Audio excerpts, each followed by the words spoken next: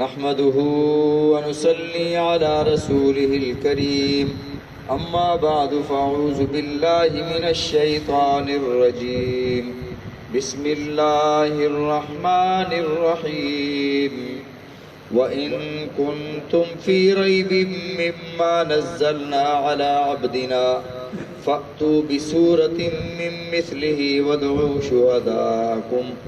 وادعوا شهداءكم من دون الله إن كنتم صادقين صدق الله العظيم اللهم صل على محمد وعلى آل محمد كما صليت على إبراهيم وعلى آل إبراهيم إنك حميد مجيد اللهم بارك على محمد وعلى آل محمد كما باركت على إبراهيم وعلى آل إبراهيم إنك حميد مجيد. سابقہ درس میں قرآن مجید کی حقانیت اور صداقت پر کچھ عرض کیا تھا اور یہ بھی بتایا تھا کہ اللہ رب العزت نے حضرت آدم علیہ السلام سے لے کر حضرت عیسیٰ علیہ السلام تک تقریباً تمام انبیاء علیہم الصلاۃ والتسلیمات کو معجزات عطا فرمائے اور رسول اللہ صلی اللہ علیہ وسلم کو بھی اللہ نے معجزات عطا فرمائے. آپ کی زندگی کا ہر لمحہ ہر ساعت معجزہ ہے اور سب سے بڑا معجزہ نبی علیہ الصلوۃ والسلام کی نبوت اور رسالت کا قرآن مجید ہے، کیونکہ آپ کی نبوت اور رسالت قیامت تک کے لیے تھی تو قیامت تک کے لیے یہ معجزہ بھی عطا فرمایا.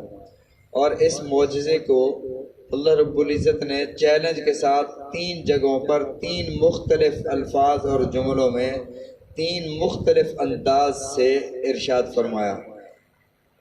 ایک جگہ ارشاد فرمایا لَإِنِ اجْتَمَعَتِ الْإِنسُ وَالْجِنُّ عَلَىٰ أَن يَأْتُوا بِمِثْلِ هَٰذَا الْقُرْآنِ، فرمایا جن اور انسان سارے کے سارے جمع ہو جائیں، اس بات پر جمع ہو جائیں کہ قرآن جیسا قرآن کی مثل لا سکیں. لا یأتون بمثلہ، اس کی مثل لا نہیں سکیں گے. وَلَوْ كَانَ بَعْضُهُمْ لِبَعْضٍ ظَهِيرًا، اگرچہ یہ ایک دوسرے کے مددگار کیوں نہ بن جائیں.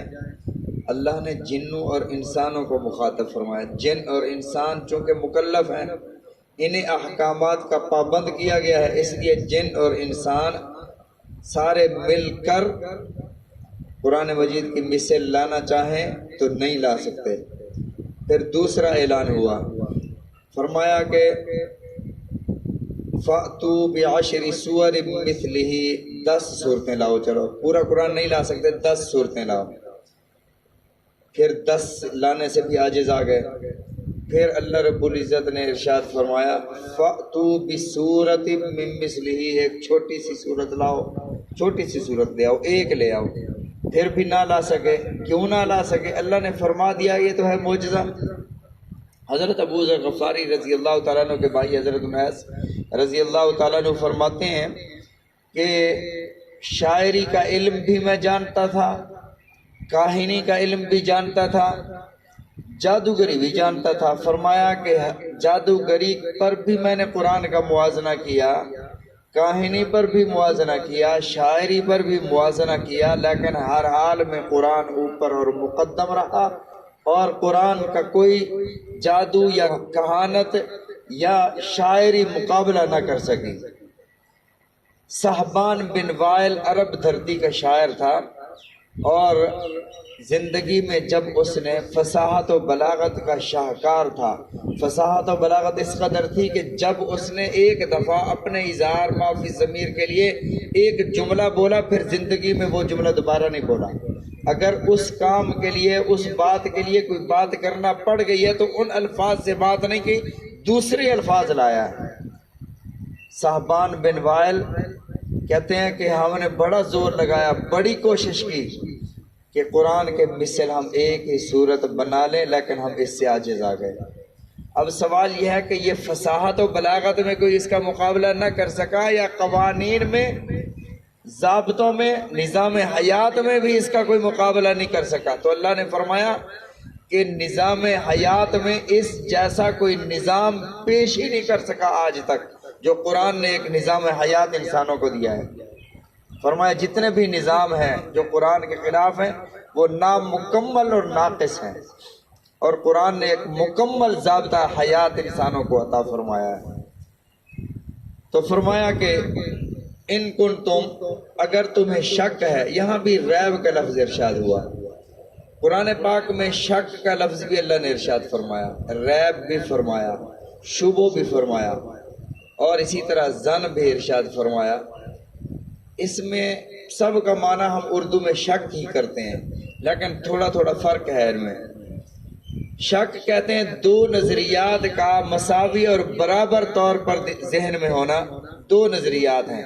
مثلا آپ نے عصر کی نماز پڑھی، عصر کی نماز سے مغرب کا وقت آیا، اب دل میں شک ہوا پتہ نہیں وضو ہے یا نہیں ہے، وضو ٹوٹ تو نہیں گیا، اب شک پیدا ہو گیا دل میں، ذہن میں، دونوں طرف سے، دونوں طرفیں جو ہیں وہ برابر ہیں، پتہ نہیں ہے یا نہیں ہے، یعنی وجہ ترجیح کوئی نہیں ہے، دلیل کوئی نہیں ہے کہ وضو ٹوٹ گیا ہے، یا کوئی دلیل نہیں ہے کہ میرا وضو ہے۔ تو فرمایا شک سے حکم لاگو نہیں ہوتا، لہٰذا اس بندے کا وضو ہے جب تک یقین کامل نہ ہو جائے۔ ہاں اگر وجہ ترجیح ایک طرف آ گئی، ایک طرف کو میلان ہو گیا، ایک طرف اس کی راجع ہو گئی بھی ہے یا نہیں ہے، کسی ایک طرف جھکاؤ ہو گیا، تو جس طرف جھکاؤ ہوا اس کا نام پھر ظن بن جاتا ہے، ظنو، ظن، گمان غالب، اور دوسری طرف جو ہے وہ وہم بن جاتا ہے۔ اور کسی چیز کے صحیح یا غلط ہونے میں ذہن میں جو کھٹکا ہو اس کو ریب کہا جاتا ہے، ہلکا سا کھٹکا ہو۔ کافروں نے کہا کہ پتہ نہیں یار یہ قرآن جو کہتے ہیں اللہ کی کتاب ہے، یہ اپنی طرف سے تو نہیں گھڑا، یعنی دل میں کھٹکا سا پیدا ہوا، اس کھٹکے کا نام ریب ہے۔ فرمایا اگر تمہیں کھٹکا ہے، ذالک الکتاب لا ریب فیہ، اس میں اتنا سا بھی کھٹکا بھی نہیں ہے، شک تو بڑی بات ہے، شبہ ہونا تو بڑی بات ہے، ظن گمان غالب ہونا تو بڑی بات ہے، فرمایا اس میں اتنا سا کھٹکا بھی نہیں ہے کہ دل میں پیدا ہو جائے کہ پتہ نہیں یہ اللہ کا کلام ہے بھی صحیح ہے نہیں۔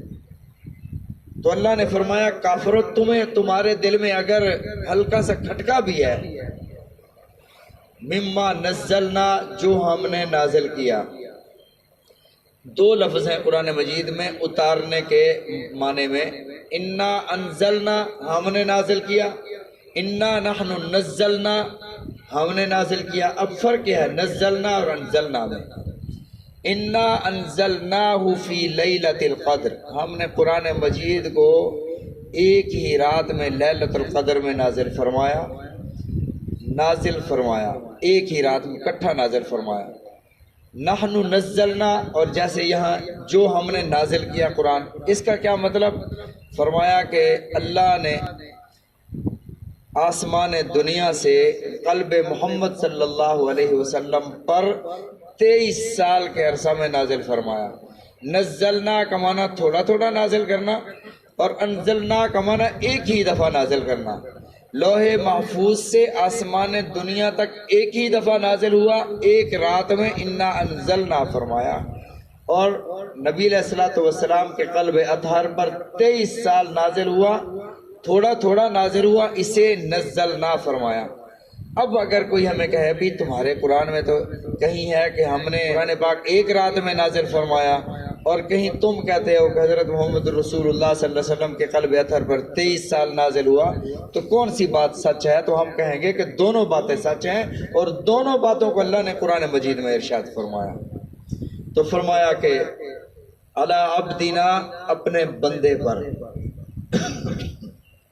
عبد ہونا بہت بڑی شان ہے، اور اللہ رب العزت نے معراج کی رات نبی علیہ الصلوۃ والسلام کو ارشاد فرمایا سبحان الذی اسری بعبدہ، اللہ وہ ذات جو پاک ہے اپنے بندے کو لے گیا۔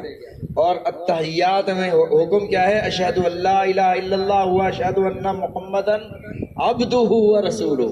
عبدیت کامل صرف انبیاء میں ہوتی ہے، عبد ہونا، وہ عبادت ایسے کرتے ہیں ان تعبد اللہ کأنک تراہ، جیسے وہ اللہ کو دیکھ رہے ہیں۔ فَإِن لَّمْ تَكُن فَإِنَّهُ يَرَاكَ، اور امتی کی عبادت یہ ہے کہ کم از کم یہ تصور کرے کہ اللہ مجھے دیکھ رہا ہے۔ علی عبدنا، اپنے بندے پر قرآن نازل فرمایا۔ اب اللہ نے چیلنج فرمایا، فَأْتُوا بِسُورَةٍ مِّن مِّثْلِهِ، اس کی مثل ایک سورت لاؤ۔ وَادْعُوا شُهَدَاءَكُم مِّن دُونِ اللَّهِ إِن كُنتُمْ صَادِقِينَ، اور بلا لو اپنے مددگاروں کو، من دون اللہ، اللہ کے علاوہ، ان کنتم صادقین، اگر تم اپنی بات میں سچے ہو کہ یہ قرآن مجید گھڑا ہوا ہے۔ آگے آیت آ رہی ہے قرآن مجید میں کہ قرآن مجید کو چھوڑ کر غلط تعویلات کر کے کچھ لوگ گمراہ ہو جاتے ہیں اور کچھ لوگ ہدایت پا جاتے ہیں، کچھ لوگ اس کو مان کر ہدایت پا جاتے ہیں، کچھ لوگ اس کی غلط تعویلات کر کے گمراہ ہو جاتے ہیں، نہ مان کر گمراہ ہو جاتے ہیں۔ ایک جگہ میں نے پڑھا کہ اللہ کے علاوہ کسی سے مدد نہیں مانگنی چاہیے بغیر کسی اسباب کے۔ میں یہاں بیٹھا ہوں، ایسے ہی کسی کو، اللہ کے علاوہ کسی کو بلا رہا ہوں کہ میری مدد فرما، وہ تو سن ہی نہیں رہا، وہ بے شک اللہ کا ولی ہے، کوئی عام انسان ہے، کوئی بھی ہے، بلا رہا ہوں۔ تو انہوں نے جواب میں لکھا کہ اللہ نے غیر اللہ کو پکارنے کا خود ہی حکم دیا ہے قرآن مجید میں، خود ہی حکم دیا ہے۔ بھئی کہاں دیا ہے؟ یہ آیت انہوں نے لکھی ہوئی تھی کہ بھئی اللہ نے فرمایا وَادْعُوا شُهَدَاءَكُم مِّن دُونِ اللَّهِ، کہ تم بلا لو اپنے اپنے مددگاروں کو جو تمہاری مدد کرتے ہیں، من دون اللہ، اللہ کے علاوہ۔ آگے بھی چھوڑ دیا، پیچھے بھی چھوڑ دیا، اللہ کے علاوہ اپنے اپنے مددگاروں کو بلا لو۔ تو یہ لوگ ہماری مدد کرتے ہیں تو ہم بلاتے ہیں، پکارتے ہیں انہیں، اس لیے کہ اللہ نے خود ارشاد فرمایا، یعنی درمیان والا حصہ نکال کے بتا دیا کہ یہاں اللہ نے، حالانکہ اللہ تعالیٰ نے تو چیلنج فرمایا تھا نا کافروں کو۔ اس کی مثال ایسے ہے جیسے کوئی کہے قرآن مجید میں ہے کہ نماز نہ پڑھو، ہے قرآن مجید میں نماز نہ پڑھو، یا ایھا الذین آمنوا لا تقربوا الصلاۃ، اے ایمان والو نماز کے قریب نہ جاؤ، یہ سورہ نساء میں ہے، یا ایھا الذین آمنوا لا تقربوا الصلاۃ، اے ایمان والو نماز کے قریب نہ جاؤ، بالکل نہ جاؤ۔ ہوا کیا؟ آگے والا جملہ ہے وَأَنْتُمْ سُکَارَىٰ، جب تم نشے کی حالت میں ہو، نشے کی حالت میں ہو۔ شراب حرام نہیں تھی نا، تو حضرت عبداللہ بن مسعود رضی اللہ تعالیٰ عنہ نے وہ شراب پی لی اور نماز پڑھانے، اللہ اکبر، فاتحہ کے بعد پڑھا قُلْ يَا أَيُّهَا الْكَافِرُونَ لَا أَعْبُدُ مَا تَعْبُدُونَ، لا أَعْبُدُ مَا تَعْبُدُونَ کی جگہ انہوں نے پڑھا أَعْبُدُ مَا تَعْبُدُونَ، جس کی تم عبادت کرتے ہو میں بھی اس کی عبادت کرتا ہوں، یعنی وہ الٹ پڑھتے گئے۔ تو اللہ رب العزت نے آیات نازل فرمائی کہ جب مسلمانوں نشے کی حالت میں ہو وہ پھر نماز کے قریب نہ جاؤ۔ پھر بعد میں مستقل طور پر شراب کی حرمت پر اللہ نے آیت نازل فرمائی کہ شراب تمہارے لیے، جوا تمہارے لیے، میسر تمہارے لیے حرام ہے، امت کے لیے ایسے حرام ہے جیسے بت پرستی حرام ہے، منع فرما دیا گیا، شراب بھی حرام کر دی گئی۔ تو اب اگر کوئی کہے کہ یا ایھا الذین آمنوا لا تقربوا الصلاۃ، نماز کے قریب نہ جاؤ، آدھی آیت پڑھے آدھی نہ پڑھے، وہ کہے قرآن سے مسئلہ ثابت ہے، اسی طرح لوگ گمراہ ہو جاتے ہیں۔ ایک بندہ مجھے کہنے لگا جی قرآن میں نا آپ حافظ ہیں، میں نے کہا جی، کہتے ہیں نلکا دکھاؤ قرآن مجید میں نلکا۔ اب میں نے کہا یار نلکا قرآن مجید میں، یہ تو عربی کا لفظ نہیں ہے نلکا، اور قرآن مجید میں نلکا کہاں سے آیا؟ میں نے کہا جی مجھے، کہتا ہے آپ کس طرح کے حافظ ہو، نلکا قرآن مجید میں آپ کو تلاش نہیں ہو رہا؟ میں نے کہا آپ بتا دیں۔ تو آیت ہے وَكُتُبِهِ وَكَانَتْ مِنَ الْقَانِتِينَ، وَكُتُبِهِ وَكَانَتْ مِنَ الْقَانِتِينَ۔ اب اس نے کیا کیا؟ من القانتین میں میم کو ادھر کر دیا، مینل کا، مینل کا، کہتا ہے دیکھو نلکا ہے نا۔ اسی طرح ایک بندہ کہتا ہے جی نماز تنہا پڑھو، تنہا پڑھو نماز، قرآن میں ہے، کہاں ہے بھئی؟ ان الصلاۃ تنہا، تنہا کا مطلب اصل یہ ہے کہ نماز روکتی ہے، عربی میں تنہا کا معنی ہوتا ہے روکنا، منع کرنا، نہیں سے ہے، تو کہتا ہے ان الصلاۃ تنہا، بے شک نماز تنہا پڑھو۔ بھئی ایک بندہ فوت ہو گیا، اس نے کہا بھی ساری میراث ماں کی ہے، یہ قرآن میں ہے، کہاں ہے بھی قرآن میں؟ کہتا ہے ما اغنا عنہ مالہ ماں کا سب، کیا؟ ماں کا سب، وہ ماں کا سب ہے نا، جو تم نے کمایا وہ تمہیں فائدہ مند نہیں ہو سکتا، اس کا معنی یہ ہے، لیکن اس نے کہا ماں کا سب۔ تو بھئی ایسے وہ اپنے مطلب کی باتیں نکالتے ہیں قرآن مجید سے اور گمراہ ہو جاتے ہیں۔ ایسے کوئی دلیل دے رہا ہو جواب نہ آ رہا ہو کسی عالم دین سے رابطہ کر لینا چاہیے. ایسے لوگ ایسی غلط تعویلات کر کے لوگوں کو گمراہ کر دیتے ہیں. شیعہ نے اپنا ماتم بھی کہا جی قرآن سے ثابت ہے. قادیانی نے کہا جی ہمارے قادیانی کی نبوت بھی قرآن سے ثابت ہے. غلط تعویلات سے. اللہ تعالی ہم سب کے ایمان کی حفاظت فرمائے.